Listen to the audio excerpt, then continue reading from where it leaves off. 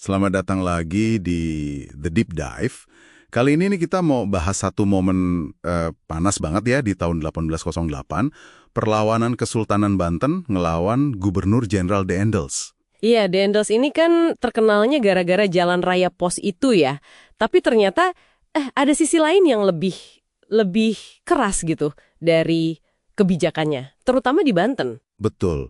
Sumber-sumber kita kali ini nunjukin sisi brutalnya itu. Jadi misi kita hari ini ya ngebongkar tuntutan Daendels yang keterlaluan banget. Terus dampak kemanusiaannya gimana, penghinaannya ke kedaulatan Banten, sama peran sentral Patih Wargadireja. Patih Wargadireja ini kunci ya. Iya, kayaknya gitu. Siap, oke. Kita mulai dari pemicu awalnya aja dulu ya. Jadi, ini semua mulainya dari Daendels minta tenaga kerja paksa gitu kan. Berapa banyak sih dia mintanya? Iya, betul. Awalnya itu Daendels nuntut Banten nyediain 1.500 pekerja rodi setiap hari. Buat proyek pertahanan dia, jalan sama benteng. Sultan Banten awalnya nyanggupin. Awalnya oke, tapi terus? Nah, tapi proyek yang di ujung kulon itu jadi bencana. Parah banget. Tunggu, bencana gimana maksudnya? Kayaknya sumbernya nyebutin detail yang, serem ya? Iya, detailnya emang tragis banget. Hampir semua pekerja yang dikirim ke ujung kulon itu meninggal. Kena wabah malaria. Kondisinya, ya ampun, gak manusiawi lah pokoknya. Astaga. Patih Wargadireja, dia kan pejabat penting di sana. Udah laporin kondisi gawat ini, tapi Daendels dianya nggak peduli sama sekali. Cuek aja, malah tetap ngotot minta pekerja baru. Hah? Nggak peduli gitu aja meskipun udah ratusan orang meninggal? Ini gila sih. Terus Sultan gimana setelah dapat laporan dari Patih Wargadireja itu? Ya, akhirnya atas dasar kemanusiaan ya, ngelihat korban udah banyak banget, Sultan akhirnya nolak tegas. Nggak mau lagi kirim tambahan pekerja rodi. Keputusannya ya karena prihatin banget sama nasib rakyatnya. Pastilah Daendels ngamuk ya, ditolak gitu. Terus apa yang dia lakuin? Persis. Penolakan itu bikin Daendels marah besar. Tanggal 10 November 1808, dia ngeluarin ultimatum. Wah, isinya neken Banten banget. Ultimatumnya apa aja tuh?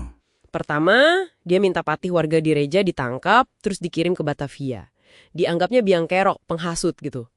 Kedua, Banten tetap harus kirim 1.000 pekerja paksa tiap hari. Masih minta pekerja juga ya? Gila, ada lagi. Kayaknya makin parah nih tuntutannya. Ada lagi. Dia juga minta Pangeran Arya yang waktu itu ada di Lampung diserahin. Dan, nah ini yang paling bikin sakit hati Banten. Apa tuh? Daendels perintahin keraton pindah dari Surosowan ke Anyer. Alasannya Surosowan mau dia jadiin benteng Belanda. Benteng Belanda? Surosowan, itu kan? Iya. Harus dipahami nih, Surosowan itu bukan cuma bangunan biasa buat mereka. Itu tanah leluhur, pusat spiritual, simbol sejarah, simbol kedaulatan Banten.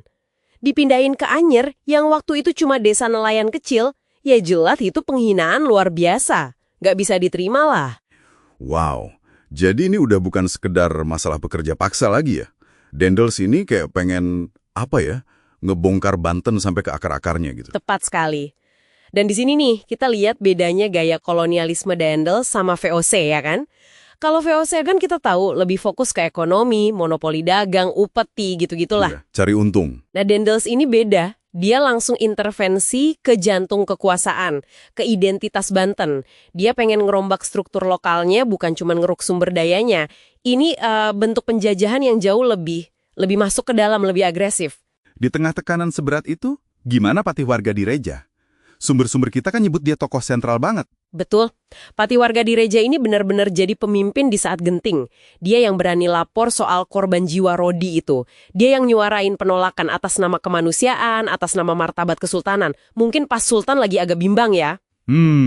Dia bahkan bareng bangsawan lain mulai nyusun strategi perlawanan.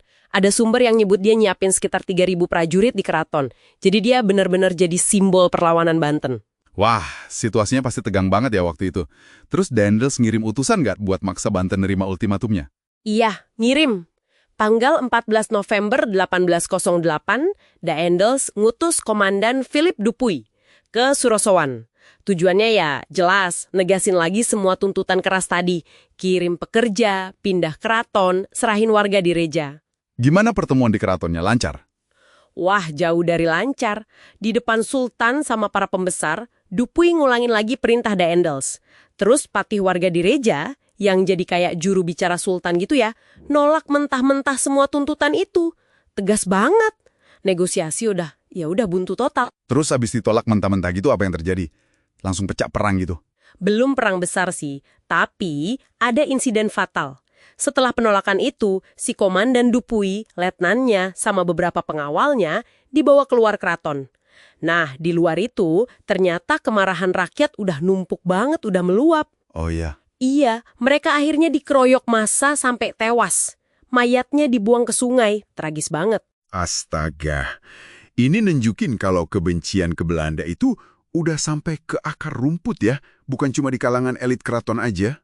Bener sekali, insiden ini ya udah nutup semua pintu dialog. Jadi pemicu konfrontasi senjata yang lebih gede antara Banten sama Daendels.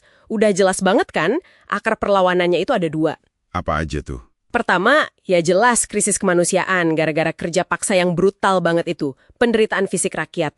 Kedua, serangan ke martabat dan kedaulatan Banten. Tuntutan mindahin keraton sama nangkep patinya itu kan penghinaan simbolis yang dalam banget.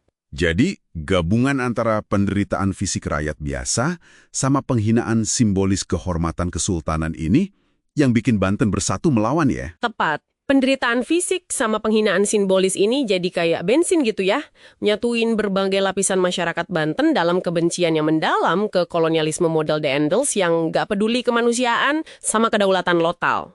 Oke, jadi kita udah lihat ya, gimana kebijakan Daendels yang ekstrim banget, buta sama penderitaan orang, terus lancang nginjak-nginjak kedaulatan Banten, akhirnya nyulut perlawanan sengit di tahun 1808 itu. Dan patih warga di Reja muncul jadi figur kunci ya, yang ngebela martabat bangsanya. Sampai akhirnya pecah kekerasan ke utusan Belanda. Iya, peristiwa Banten 1808 ini jadi pengingat kuat buat kita ya. Kalau perlawanan ke kolonialisme itu seringkali bukan cuma soal ekonomi atau politik aja, tapi juga soal mempertahankan nilai kemanusiaan, identitas budaya, harga diri. Harga diri sebagai sebuah komunitas, sebuah bangsa. Nah, ini ninggalin satu pertanyaan penting nih buat Anda semua renungkan. Seberapa dalam sih luka jangka panjang yang ditinggalin sama kebijakan kolonial yang abai sama dimensi kemanusiaan dan sensitivitas budaya lokal? Dan gimana kesadaran ini bisa ngubah cara kita ngelihat narasi-narasi perlawanan di masa lalu Nusantara? Sesuatu buat dipikirin lebih lanjut ya. Sampai jumpa di Deep Dive berikutnya.